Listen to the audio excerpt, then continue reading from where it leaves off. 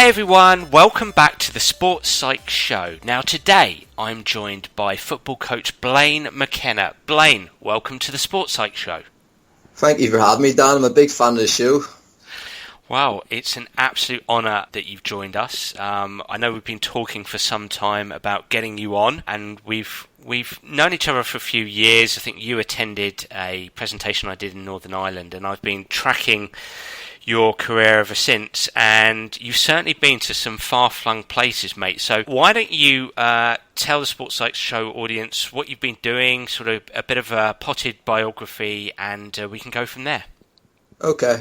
So I started doing a sports science degree, and then during that time I went to America and Canada, and that was kind of the first time I realised that coaching was a real career. After that I came back, finished a master's degree, and then 3 days after presenting my research I went to Kuwait to work for Arsenal Soccer School. And then from there I've worked in China, New Zealand, Thailand, Singapore, Malawi, South Africa. So I get around a fair bit, and it's been a real sort of eye-opening experience for me in my career. That's absolutely extraordinary, mate. I was trying to write all those countries down, but US, Canada, Kuwait, you went to Kuwait after your Masters, Thailand, Malawi, China, Singapore. Fantastic. You know, that's just so inspiring, and along that journey you must have picked up a few languages, perhaps, but also a lot of cultural, sort of learned about the cultural differences between countries in terms of coaching, in terms of approaches to sport.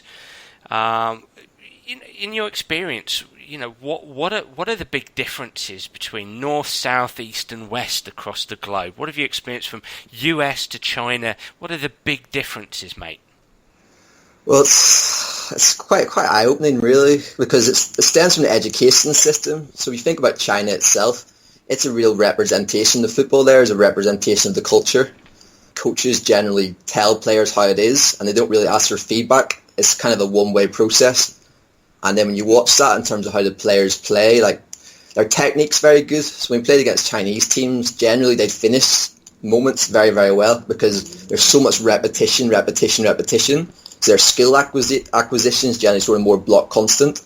And then when you watch the under-23 national team, they'd circulate the ball quite well. So they bring Spanish coaches in. There's not a lot of flair and creativity. Players don't often want to pass forward so much because from a young age, if they make a mistake, the coach will scream at them. So the next time they get the ball, they generally want to play the safe option and keep the ball to ensure they don't get a sort of a bollocking from the sideline. That's really interesting. So your experience in China it's quite, as you say, an autocratic approach from coaches, from top-down leadership. And you're saying as a consequence that impacts the style of play of the players? Yeah, massively, because the style of play, it all comes from the environment you create. Do you give the players license to take the ball, be brave, go forward? If they make a mistake, it's okay. So it stems from the environment you create. It all comes from the coach. And that environment you create as a coach, I suppose, is backed up by the cultural norms that coaches grow up in. I'm guessing in China that the cultural norm is very top-down. It is quite submissive from learners. Yeah, well, it's interesting to say that because in Thailand, one of our coaches went to the FA and he did all the FA youth modules. He did some of the courses which kind of says give the players ownership, different games-based designs. But then when he went back to Thailand, he was told he was wrong and he folded and reverted back to the command style. And the reason for that is, obviously, when you go on a coaching course, you have an awful lot of information delivered in a short period of time. So it's hard to get a complete understanding of that. For example, when I go to Thailand, I'm not going to fold because my belief and my understanding stems from years of research within this belief, whereas he went for a short period of course, and as soon as he went back to Thailand, he reverted back to his old style because the older coaches around him, told him he was wrong, so he folded and reverted.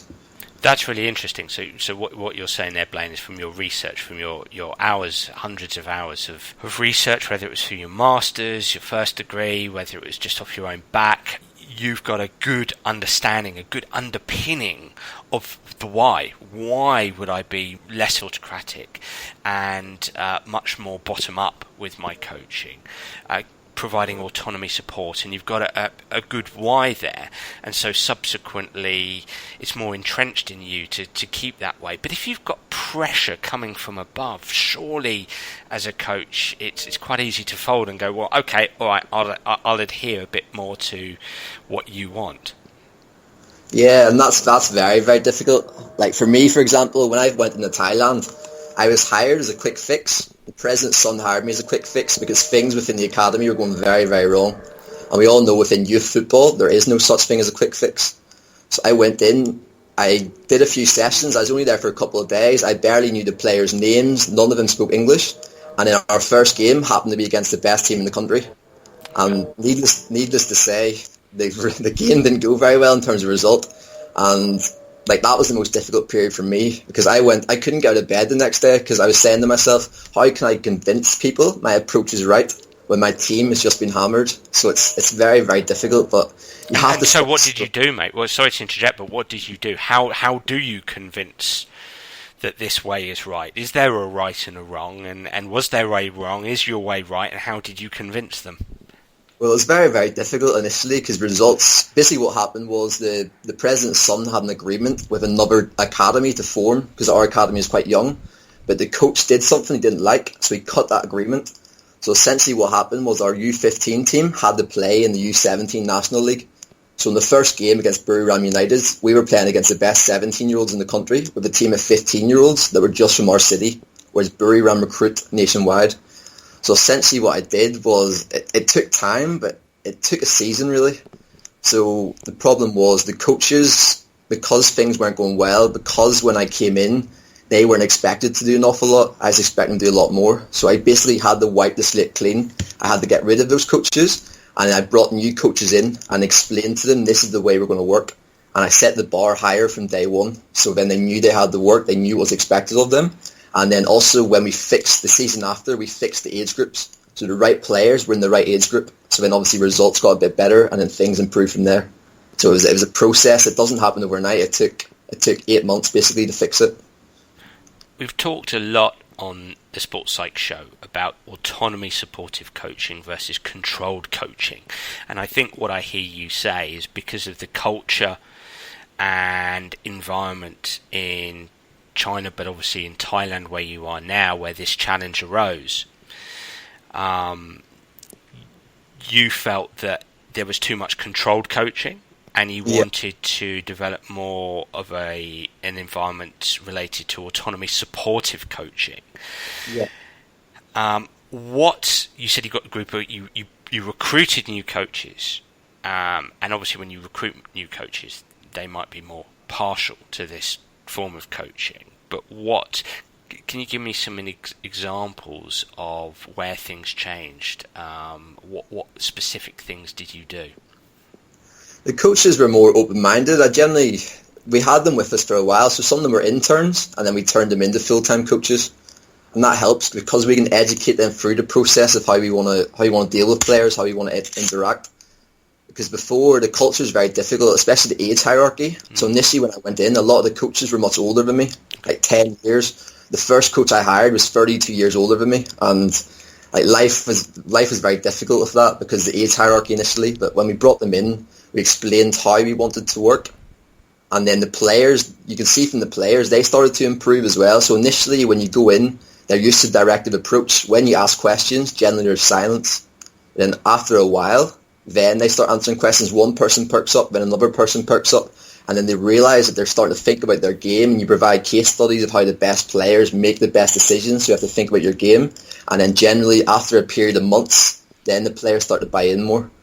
But it was very easy within that environment because the players were so motivated. They wanted to become professional footballers, whereas when you try and do that in a different environment, it might not work so easily. Like if you give players a little bit of room when they're not used to it, they might take advantage of the coach. But then in this setting, it was fine because the discipline in Thailand was typically very good. So you didn't get much pushback from players? No, the players seemed to enjoy it, but I think that's because the coaches before they didn't enjoy the style of play. The sessions weren't as enjoyable, whereas what I was doing was more game-based. I was asking for their feedback, and then generally players like that. When you ask them what they like, when you ask them about the session, you try and help them, then they realise that they buy into it a lot more, and then the information you're giving them is maybe a little bit higher level than we getting before to sort of buy into it a lot more. So what you specifically changed is you made training, you made activities more game-based, and I guess less drill-oriented. I'm kind of hearing you saying that from an autonomy point of view, you got feedback from players who suddenly they found themselves free to actually have a voice, and so they felt more greater inclusivity. What else was there, Blaine? What else did you do? We had a leadership group within that, but then we also gave scholarships. So our club was a professional club, but it was also a university. So for players who showed the right attitudes, for players who did extra, like helped us with equipment, showing a good attitude to the younger players, then we gave them a scholarship to study in our university. And these kids, like the majority of them, didn't have an awful lot. They wouldn't have been able to afford to go otherwise. So we were kind of helping them that way, and then that generated more buy-in as well in terms of trying to help them off the pitch. So in this club in Thailand, this is what you've put in place, and the players are experiencing benefit from it. When you reflect back on your experience in China, as a generic broad brush question here, do you think you could do what you've done in Thailand in China, or would it require certain ingredients such as the right hierarchy to be able to do that? Yeah, well, it's a complex mesh of things. It's not just one or the other. It has to be the right situation. So if you go into the club that doesn't have the funding to get the type of players in you want, or to get the type of system in to attract the best players, and the results aren't good, then things start to slide away. But if you can get the right environment where those things come together, like you have the support from above you. Like, for example, in Thailand, the president's son, he was educated in New Zealand. So he didn't have the same firm beliefs that a lot of the other people had within Thailand. So then that made it easier for us to work together.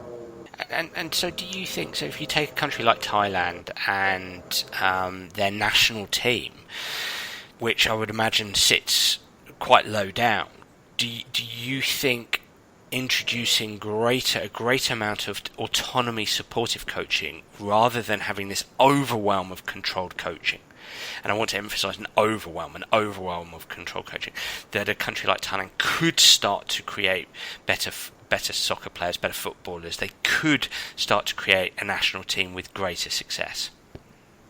Yeah, well, the research shows it. There's research that basically shows they implemented an autonomy-supportive approach within a classroom setting, and it showed to improve results within Thailand. So then obviously with that, I think that could be transferred into the sporting context. And they're starting to do that now as well. So in some of the younger teams within Thailand, they've got the Econo method, which is basically a cognitive methodology. So they have Spanish coaches come in, and now they're coaching the younger age groups, and they've had a bit of success there. So I do think it takes time, but I do think it's feasible within the right environment with all the mesh of things coming together into one. And so your experiences, so over there you've been in Thailand, you've been in China, Singapore, where you are now. Would you say, in general, Asian countries, there's this there's this controlled coaching that seems to be rife across those countries?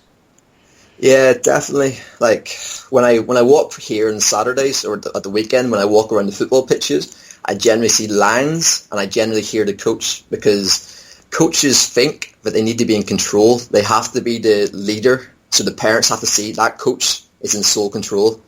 And if you start using games-based activities and things, it might look a bit messy to the parents, and the coach feels like they lose a sense of control. And they don't have the same opportunities that we have in terms of like coach education and things, especially in Thailand. Like the coaches didn't speak English, so the amount of resources they could access were limited to what was available in Thai. So they don't have the same opportunities that we have to see insights into different cultures and methodologies. Like something that informs my practice quite a bit is the work of the All Blacks, the motivational climate of the All Blacks, from my old professor Ken Hodge, who I started a PhD with in New Zealand. So it looked into how they do things, and obviously when I was working in New Zealand, the All Blacks do this, so when it was much easier to get buy-in. But in Southeast Asia, they don't typically have the same resources available to them. You use the term motivational climate. What do you mean by that? Basically the environment with which you work in terms of like the interaction between coach and players, the interaction between players and players, everyone within the environment, and in terms of how how it motivates them, what kind of freedom they have, what decisions they can make. And are you still doing that PhD? Is it something you put to the side? How's that going? No, I had to put it on hold because I got the opportunity to become academy director at a professional club in Thailand, and I sit in an office every day, and I knew I would have been sitting in that office for 4 years, so I don't think that would have been the best move for my career. That's fair enough. What interesting things did you unearth when you were doing it? As I said, I don't know how far you got into it, but in terms of the All Blacks, I mean, there's that wonderful book out there, Legacy, and obviously the All Blacks are famed for how they go about, whether it's the mental side of the game or the cultural side of the game. Did you dig quite deep into that side of things? And the PhD was going to be on life skills, so that was a component of it. So basically when I was looking at life skills, a lot of coaches, and they talk about life skills a lot, but I don't actually see it being applied within the practical setting in terms of it's only a life skill when it transfers to another context. And if you're not setting challenges to transfer it to another context, if you're not recording and tracking the progress over time, it's not a life skill. So for example, if you're a coach and you're reinforcing good behaviours, that's very, very good. But if that's just within the sports setting, that's a sports skill within that setting. And it has to transfer to other areas. And if you don't have a curriculum or a schedule you're working from in terms of introducing a range of skills over the course of a season, then you're not really introducing life skills like a lot of people kind of claim to be. That's really interesting. So what do you mean by life skills? So life skills are essentially, so if you improve a team's communication in training in games, that's a sports skill. And if you can get that communication to work in school, if you can get them to work in their home life, in their social life, and it transfers to those settings, that's when it becomes a life skill, but only when it transfers to another context. If it's just within the sporting context, it's not a life skill. It might go intuitively. Some players or people will be able to do it intuitively in different areas, but you're not essentially teaching life skills unless you're encouraging that transfer, you're tracking it, and ensuring that positive skills from sport transfer to other areas, because obviously sport can be negative as well. You mentioned communication. What other skills would you be referring to when you're thinking of life skills? It can be goal setting, mental imagery, it can be managing money, it can be basically any skill that you can use within another setting. So it's a range of skills. So as a sports psychologist, we might talk about mental skills such as confidence, concentration, control, as in emotional control, self-regulation. So what you're saying is taking those mental skills and transferring them to other areas of a player's life. Yeah, that's essentially it. And that's something I think we can get better at. Because a lot of our sessions, they link so closely to psychological topics, but we don't do that. So basically, when we're working on playing out from the back, we're looking at our shape, we're looking at receiving on the back foot, but then we're not looking at our negative transition when we lose the ball. What's our reaction to mistakes? How can we control the ball under pressure? So all these things link really well to psychological skills, and they link really well to become life skills once we've successfully performed within the sporting context. But it's not something that coaches generally think of as much. It's more of an afterthought. I agree. How do you embed that into a program? What specific things are you doing in an academy environment that helps you embed life skills into your program? So initially we look at our range of topics we might work through. So playing out from the back, defending from the front, breaking lines in midfield. And I basically come up with strategies that link with those. So 1 week can be in goal setting, 1 week can be dealing with mistakes. So I try and couple up a session that works well with a psychological characteristic. And then obviously that gets the best of both worlds then. So you're improving the play on the field, but then you're also looking at reinforcing the behaviours. So they have opportunities to practice these skills in a pressurised situation and training. And then after the session, we work on transfer talk. Okay, so your communication is really good today. If you've got a problem in school, what can you do about it? How can you communicate? And then with that as well, within the curriculum, we also have challenges to try and use these skills in different settings. We have a transfer log where the kids write down and record their log.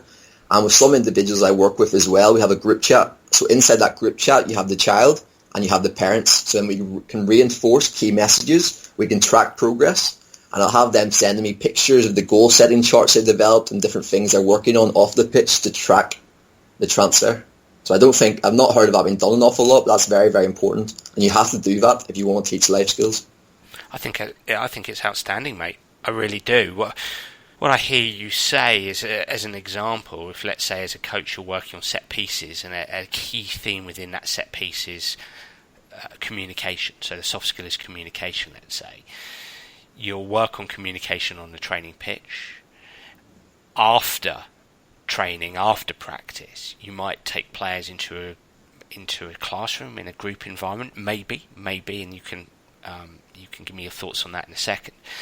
And you'll reinforce this notion of communication within set pieces, but then start having a group discussion about communication in real world activities and within their life. And then you'll track that through journals and through peer reviews and one-to-one conversations, etc., etc. Have I pretty much grasped it? Yeah, that's pretty much it. And you can make it competitive as well. So you can have two teams. You can set them in two teams for the entire session. And then even in that debrief, they can come together. The teams who come up with the best answers can get more points and try and make it competitive as well. So it's kind of enjoyable. And then in terms of what you said about the classroom, I always want to keep it on the pitch when you can. Okay, because if I want to introduce this to my coaches, people don't have time or don't have the facilities. That's also the natural environment to try and do it on the pitch if we can. Because that was one of the pieces I wrote. I'm not sure if you read it a number of years ago. The only Premier League team that had a sports psychologist on the pitch was Swansea when Ian Mitchell was working there. Yeah, Ian. So if you go meet a sports psychologist in a room, it's not the environment, and they don't really want to do it. It's when the likes of Raheem Sterling went to see a sports psychologist, he said, it's not for me. Like, I'm not going to go and sit in this room with him. But once he went and did it, he realised the benefit of it. Then he wants to buy into it more. But it has to be embedded on the pitch. It's not a sports psychologist in this situation, but the person leading it has to be in a tracksuit. They have to be part of the staff. Everyone has to sort of buy into it.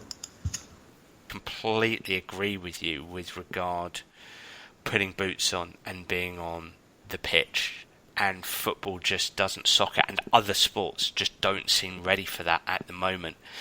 But I can't see what could be more impactful than a sports psychologist who's not an expert in football, let's say, if we're talking about football, soccer, who's not an expert, but has the trust of the manager, trust of the head coach, trust of the coaching staff, that he or she is simply going to reinforce various psychological skills, techniques, mechanisms that have been spoken about with the players on that training pitch, and is there as a conduit to reinforce those messages and ask questions at the right time of players and have the right conversations in a very brief time period. What's your thoughts on that? Yeah, well, like, we did stuff off the pitch as well. So we did some classroom-based work. But you always want to try and keep the majority on the pitch if you can. I agree. And I agree with what you're saying about working in sports. Like, I work with gymnasts, and I didn't have a clue about gymnastics. I did not have a clue about gymnastics, but that kind of helped you build a relationship. It's like, you guys are the experts, and it kind of helps you, gives them more ownership. Yeah. So I'm like, okay, you know more than me. I'll guide the process in terms of how we work. So I want you to talk me through your performance step by step, and we can develop your script. So then you can start seeing yourself doing things well. And the problem the gymnast I had when I was working with her, she went to national competition and she kept dropping the hoop. Yep. So then the reason we were able to do that, we worked with her. We worked with the coach to try and create the environment. And then we said, okay, if this happens, if you drop the hoop, what's your reaction? So next time you go in the competition, then you know what's going to happen. Because before, she didn't have the mechanisms in place that she knew what would happen when she made a mistake. But once you rehearse that, go over that, once a mistake happens, it's kind of natural. And you have the mechanisms in place that you can move on for your performance and then secure what you're looking for. Brilliant. And as you're speaking now, I'm thinking, as a very bland percentage differential, I would say something like 70% in the environment that the competitor competes in, trains in, 20% one-to-one, 10% in a group classroom environment might be a keen mix when it comes to work from a sports psychologist, maybe. Yeah, possibly, because there's more than one way. It's like, it depends on the group you're working with. There's different variables. You have the facilities, you have the personnel. It's within different groups, different things. Because we were fortunate that we had a university in Thailand, so we could go in, we could do PowerPoints, workshops right beside the stadium whenever we wanted. And in terms of me, like I kind of come from a multidisciplinary background, which kind of helped get the football side of things, get the psychology side of things, nutrition, strength and conditioning. It was kind of more of a holistic package. There's definitely different ways of doing things, but most of it has to be on the pitch in the environment because that's where you're going to be in game day. And that's essentially what we're looking at. We're looking at transference of skills to a match situation. I absolutely agree. I completely agree. And as I say, I think it's a really interesting conversation to have. And I think for me that 10%, and look, Blaine, it's a rough, guesstimate if you like. And as you say, every context, every sport is going to be different. I'm thinking that there can be really valuable and useful things discussed in a classroom between coaches and the team, the players. That is a useful thing to do. Maybe 10% of a psychologist's time, maybe as a bland sort of general percentage.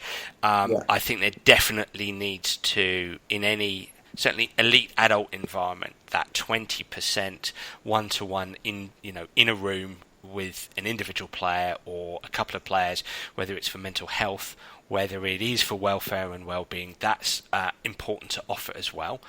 And again, resources are going to be important there. But also to do some performance psychology, that can be done.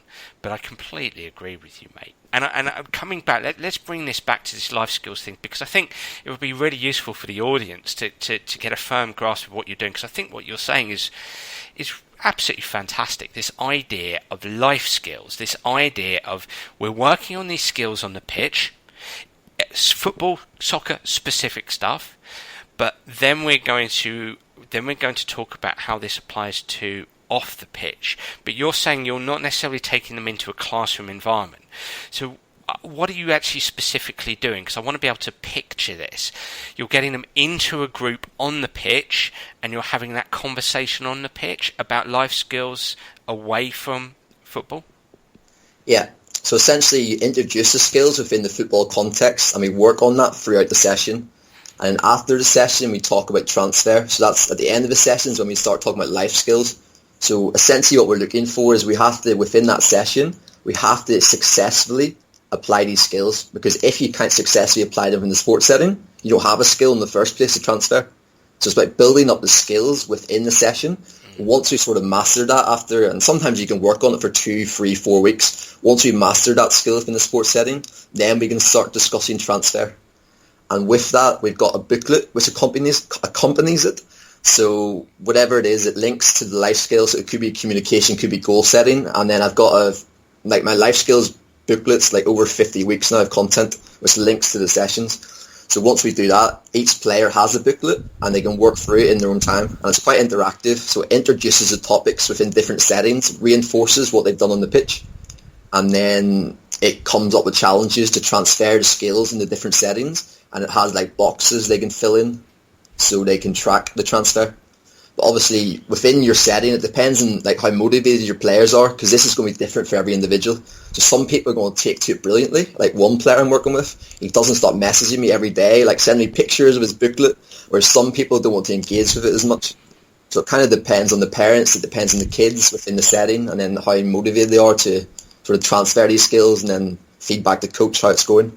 There's always going to be individual differences, isn't there? And I think, what do you do when you've got a player who is doesn't really adhere, is demotivated by it, isn't adhering, isn't interested? Is there anything that you do to grab their attention, increase their motivation?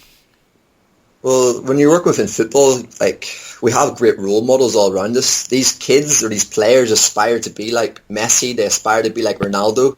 So like one of them might be the Ronaldo pose. So body language, like Ronaldo stands before his free kicks. That's one for introducing body language. You can talk about stories. It can be local stories of people from their community that's excelled using these techniques, or try and inspire them by using other people and then saying how this can take their game to the next level, how it'll benefit them, and then showing the success of it working within practice.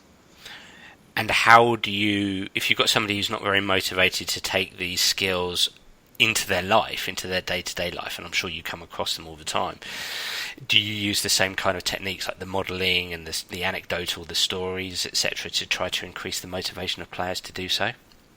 Yeah, definitely, and then try and give them opportunities or give them ownership, or try and sort of reward them in a sense that give them something they can be captain for the next match if they can implement it properly, or try and reward them in different ways. But what we do is, especially in Thailand, we try to create that identity. So in terms of when we lost the ball, our mentality is to go and get it back. And if I see someone reinforcing these behaviours or doing the things we like, I say, obviously I reinforce it verbally by saying well done. I bring them together as a group at the end and then say well done. So someone might be applying it brilliantly off the pitch, so I get them together in a huddle and I say, Ryan, that's excellent what he's been doing, and outlines to the group what he's been doing, and then it might rub off on someone else if they see the benefits of what he's been getting from it. And obviously that praise in front of the group, other people might think they might like it. And then ultimately you can try different things, different techniques, work with different people. And then ultimately it is up to that individual at the end of the day. You can't hold their hand to go and do it. They have to have that something within. And generally when you're working in clubs, it's not too difficult to get that motivation to transfer things. I love what you're saying so far, Blaine, because what I hear is autonomy-supportive coaching. What I hear is confidence and concentration and control, life skills, the transfer of these skills from the football pitch into everyday life. Absolutely fantastic stuff. You're a man who's passionate about sports psychology and the mental side of the game. So how has studying sports psychology helped you become a better coach, do you think? Well, massively, because like when you talk to people, they understand that sports psychology is important, but they don't understand how much of the coaching context is sports psychology. It's there when you're designing your sessions, it's there when you're interacting with players, it's there when you're interacting with other coaches. It's all around us, but we can't actually see it. And it's funny as well, whenever a player has a technical or tactical deficiency, the coach will jump to their rescue straight away. But as soon as it's anything psychological, it's like, whoa, this player's on his own here, he can't make it, he hasn't got the right mentality. So it's crazy when you think about it, isn't it? Yeah, absolutely. So from a practical perspective, if you picture yourself out there on the pitch and you're coaching, what would I see from you that you think is specifically that is heavily influenced by your studies in sports psychology?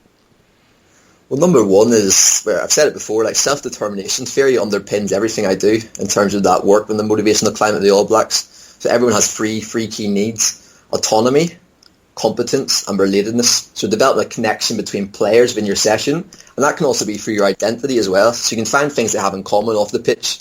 They might support the same team, they might go to the same school, and also having an identity of relatedness within the team. Everyone knows when we go on the pitch, this is our style of play. When we lose the ball, we get it back. Everyone buys into that mentality. And also the competence thing as well. Like the All Blacks are saying, let's focus on our strengths. Everyone spends too much time thinking about our weaknesses. Even if you want to get to that next level, your strengths have to improve. And also when we're focusing on our strengths, it means we're more likely to bring them out in our next match. So if we spend all our time thinking about weaknesses and where we can improve, we're wasting a lot of time. Whereas if we're focusing on our strengths, next game, let's put our strengths into practice, let's work on our strengths. You'll find a more positive environment, you'll find your performances will be a lot better. And then autonomy, so giving them a say in things, not just asking them, okay, today we're going to work on breaking lines, which exercise you want to use, this is your favourite one for that. So trying to give them different ideas within the session, and also them leading their own warm-ups, leading their own cool-downs, giving players different forms of responsibility. And that's a massive part of my work. Something that motivates me more than anything. Like I'm a bit of a geek. Like I love session design. I love designing sessions in a certain way that links learning. It's game-based, it's high intensity, which is not always easy when you're working in Singapore and Thailand. But yeah, that's what makes me tick. Like there's one spell I was going through coaching, I was delivering sessions, someone else's sessions, and that my motivation it went downward because I love the planning process, and when someone takes that away from me, I'm not the same coach. That's really interesting. So tell me a bit about, again, I'd like to relate the planning of sessions with sports psychology. So tell me about that. How is sports psychology, how is studying sports psychology, how is having a passion for the mental side of the game improved or influenced your ability to design sessions? Okay, well, this is a very hot topic on social media in terms of block constant practices, random variables. So I don't want to speak out of turn, but the majority of your session has to look like the game. So it has to be game-based in terms of players making decisions, taking part in relevant sizes of the area, positionally specific, so when it transfers easier into the game. Even right from the youngest age groups, even 5-year-olds, they might not be an opponent, but there can be some variability in terms of players dribbling within the same area. Okay, there's a player there, will move into space. So trying to have that cognitive aspect although where players are constantly making decisions, players are constantly scanning their surroundings and aren't just working from cone to cone, which is basically tunnel vision. When it goes onto the pitch, it's completely different. Like, I've been doing a lot of one-to-one sessions recently where I'm doing some sort of block constant cone-to-cone exercises sometimes, but the vast majority of your session, particularly when you've only got your players twice a week, has to be game-based. There has to be interference. There has to be opponents. That's my point of view in terms of how it transfers into the game setting. Okay, so from a sports psychology perspective here, you're talking about skill acquisition, you're talking about transference into the game. And as you say, hot topic of conversation with heated debate on not just both sides, but all sides. There seems to be a lot of opinions here. I think it would be really interesting to talk about this with you because, as you said there, you're doing some one-to-one work with players. And when you do one-to-one work, you get the cones out, or most people do. And you're guiding the players and you're creating a drill, if you like, or an activity. But as you've just said there, you feel that from your knowledge of psychology, you feel that players best learn in a games-based environment. So how, what's your thoughts and feelings around the one-to-one work you're doing? Are you doing that in a very traditional manner and just accepting that's the way you have to do it? Are you doing that in a slightly different style? How are you going about that? I'd say it's an opportunity because when you're within a team setting, say you have 16 players, it's very difficult to give individual feedback within that setting. Obviously you can, but you can't cater for the needs of 16 people. There's only so many people you can talk to, there's only so much time. So I see the one-to-one work as an opportunity to delve into different things, to delve into more of our use of mental skills. And I always try and make it reactive if possible. So it's not just working cone to cone, there has to be some sort of reactive component. Like I'll pass them the ball and then I'll call a colour of cone. So they must react quickly to move to that cone. So there's some form of that. But then also I want to give them lots of confidence. I want to give them lots of repetition, successful. So you're looking at different things. Like one-to-one alone will never work. You have to have that team setting in terms of basically the pictures, the scenarios, the experiences will look more like the game. But then the one-to-one work can have a lot of benefit individually in terms of their confidence, in terms of their technique, and just doing actions over and over again, getting confidence from it, basically.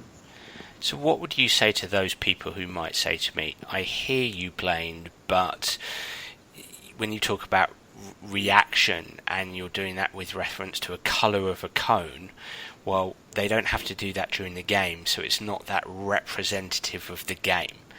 So very hardcore people on that side of things, very hardcore coaches might say, well, the cones aren't representative of the game, so what you're doing isn't going to transfer. What's your thoughts on that?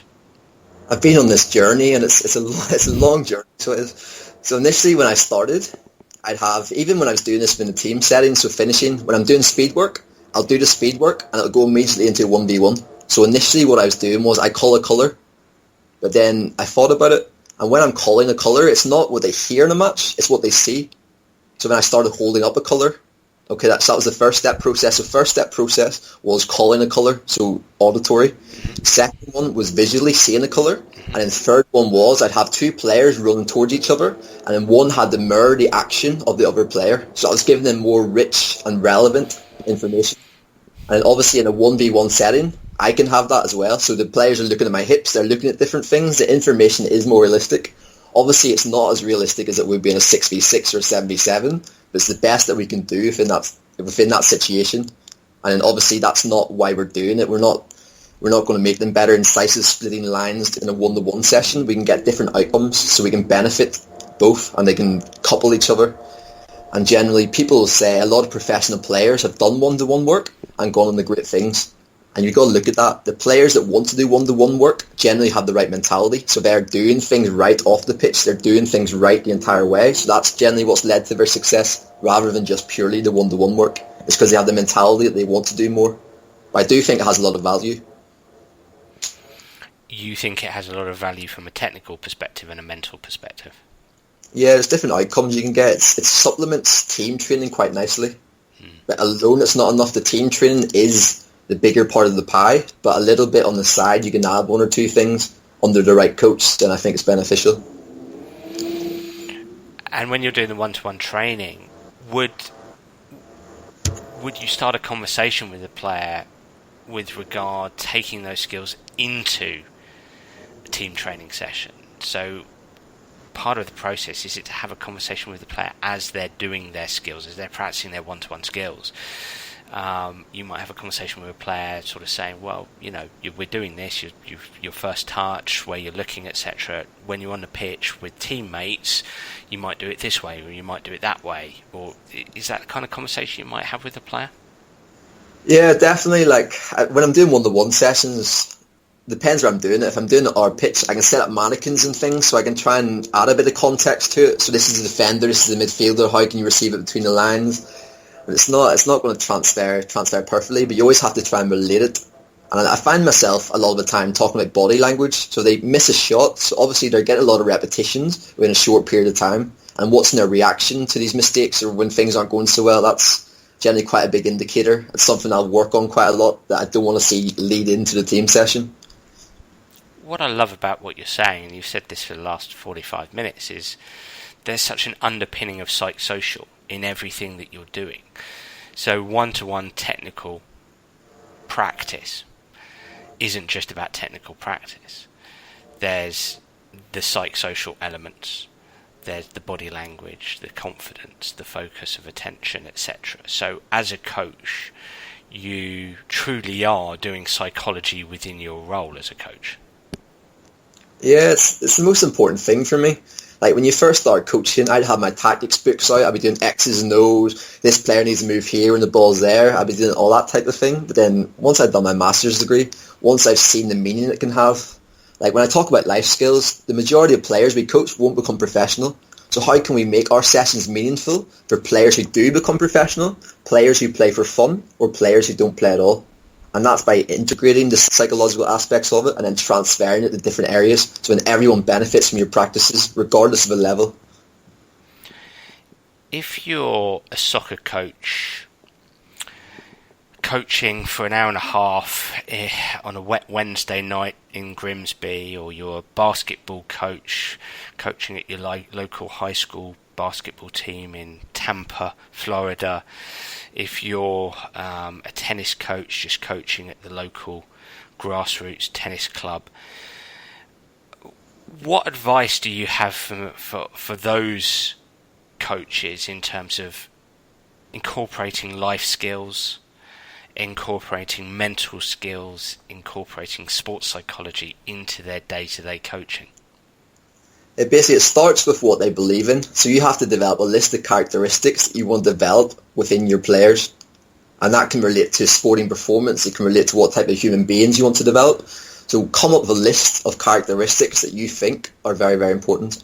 And then find ways to embed them within the practices. And that can be the most difficult thing, because you can go online and you'll find hundreds, thousands of technical practices. They get 100 retweets every day. They get hundreds of likes every day. So they're easy to apply. But what I feel there's a lack of on the internet, and obviously your soccer academy is very, very good, but there's not a lot of content like that online. You can handpick something and you can add it into your session right away. So what I do is you have to get creative. Like a lot of the things, my whole life skills program basically came by sitting in a room and thinking about psychology. And then I developed it from there. It started off as things that I thought players should know. So like during my master's degree, I was looking at the individualized zone of optimal functioning. So how can we put that into football language and use it? So I developed a list of those, and then I ended up transferring them into life skills. So come up with a list of things you think are important, and then get creative about embedding it into your session. But it takes time. The planning process is very important because these things aren't as common and they're not as easily accessible online. You have to sit down and think about it yourself. And I think that's probably one of the barriers to implementing them a lot of the time. And I think that truly is person-centered coaching. Massively. Like that's the most important thing at the end of the day. I think that term is used quite a lot now. And maybe as coaches we can be guilty of saying, well, I'm a person-centered coach. But, well, what does that actually look like? And I love what you're saying, Blaine, because you're actually putting some substance to that.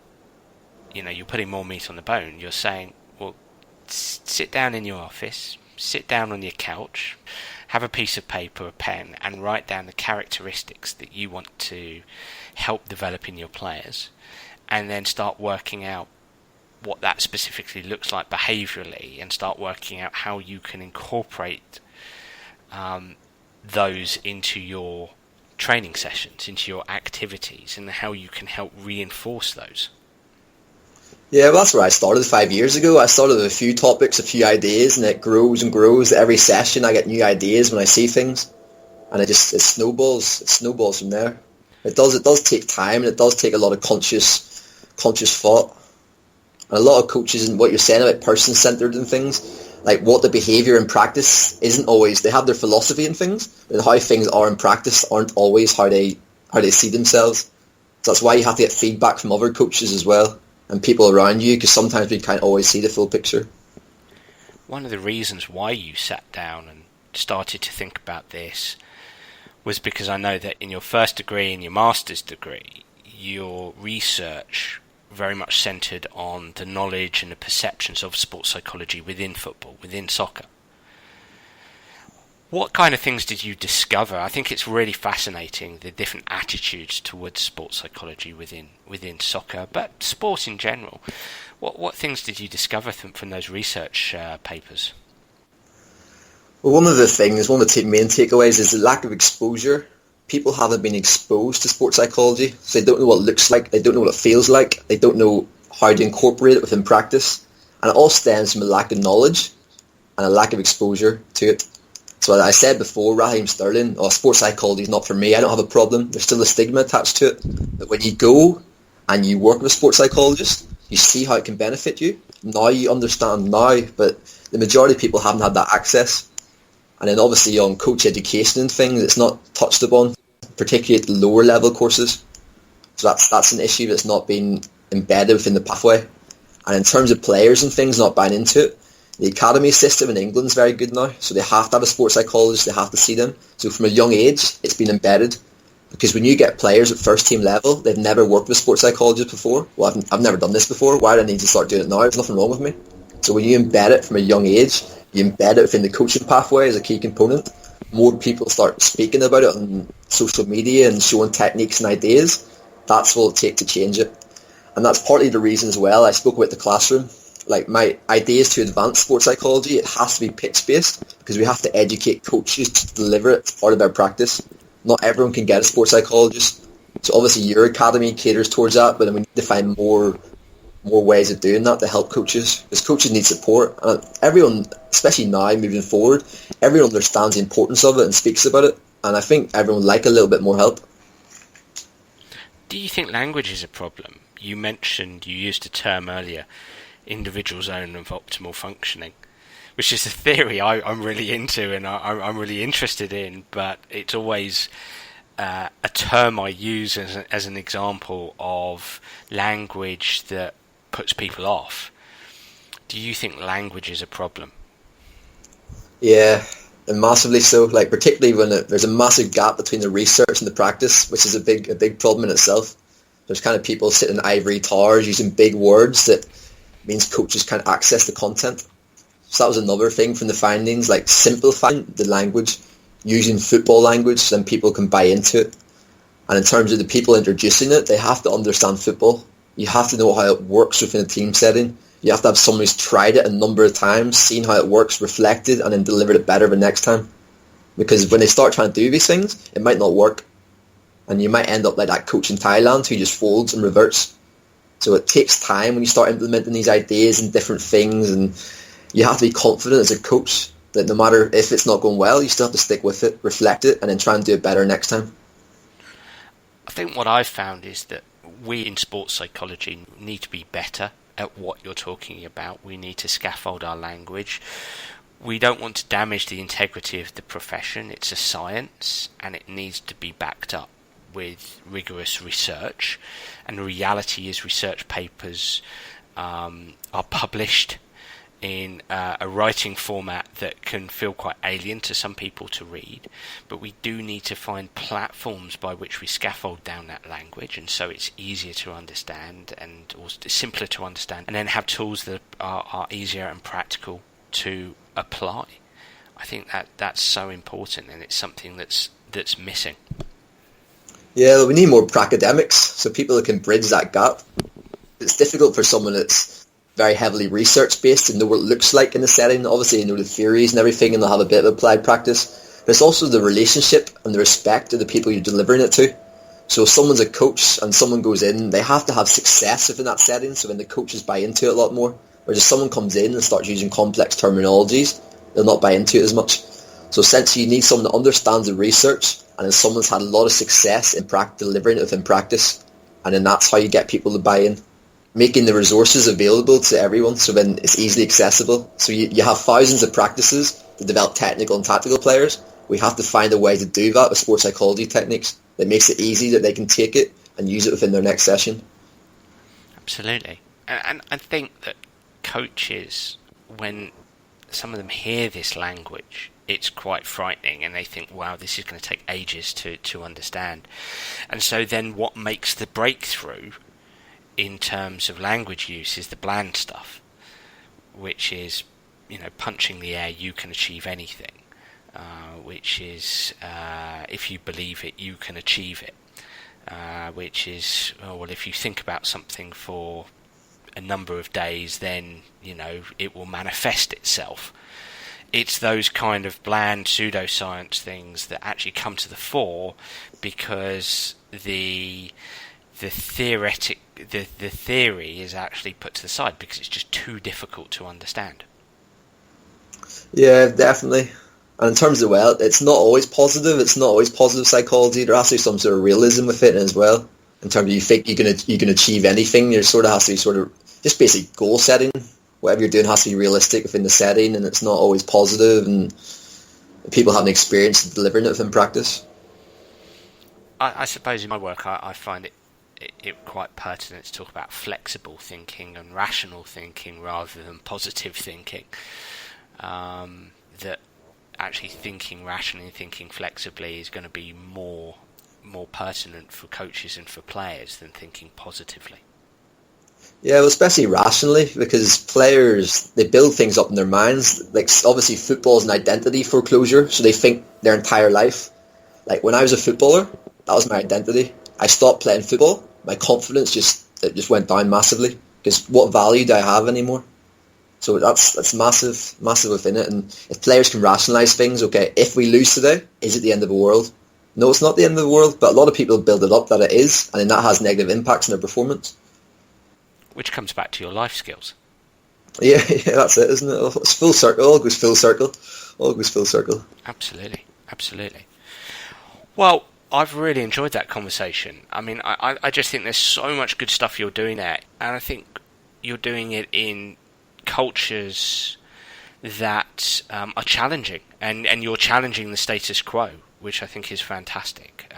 You're not doing this in England, in London, where perhaps we might be more attuned and coming round to these autonomy-supportive models of coaching. You're doing it in Thailand, in Singapore. You've experienced coaching in China, in countries where perhaps more traditional models are very much at the fore of people's minds. So, fair play to you, Blaine. It's not easy, mate. No, it's been very, very difficult, because when you're trying to... These people have believed in these ways for 40 years, their entire life. They believed in one approach. And you have this young Irish guy coming over trying to tell you to open your mind to something else. It's not a smooth process a lot of the time.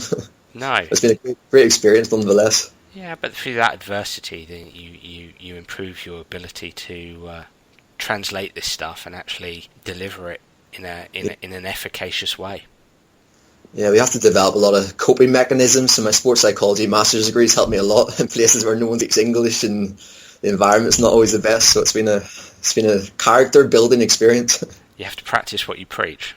Yeah, that's it. I wouldn't have survived if I had my master's degree in sports psychology. I wouldn't have survived. Well, there you go. Good advert for doing a sports psychology master's or a psychology degree. Now, I know that a lot of people would be really interested to learn more about your experiences, mate, as a coach, as a football coach abroad, and more about your life skills program and more about your coaching in general. So how can people get in contact with you? Are you a social media user? Yeah, well, I'm always trying to help people. In the past few weeks, I've responded to hundreds of coaches. So I'm on Twitter at Blaine McKenna 77. I'm on Instagram, which is more kind of pictures of my journey, just sort of the more lifestyle things, BMCK77. And I've got a website as well, www.lifesportsperformance.com. And I'm also on LinkedIn as well, Blaine McKenna. So I'm happy to help anyone reach out. I respond to every message. I'm always happy to help. Fantastic. Well, mate, I'm so appreciative of your time. I took a bunch of notes and I loved the life skills idea. I think that's absolutely brilliant. Absolutely brilliant. So I'm sure there'll be lots of people who'd like to learn more about that. So thanks very much for your time, Blaine. Thank you for having me. Everyone, that was Blaine McKenna. I really, really enjoyed that podcast and I'd love to hear what you, the listener, thinks. So please do get in touch via Twitter or Facebook or through my website, danabrahams.com. to tell me what you think of the Sports Psych Show, and if you have any suggestions, I'd be delighted to hear them. Well, I'm really looking forward to next week's episode. Bye for now.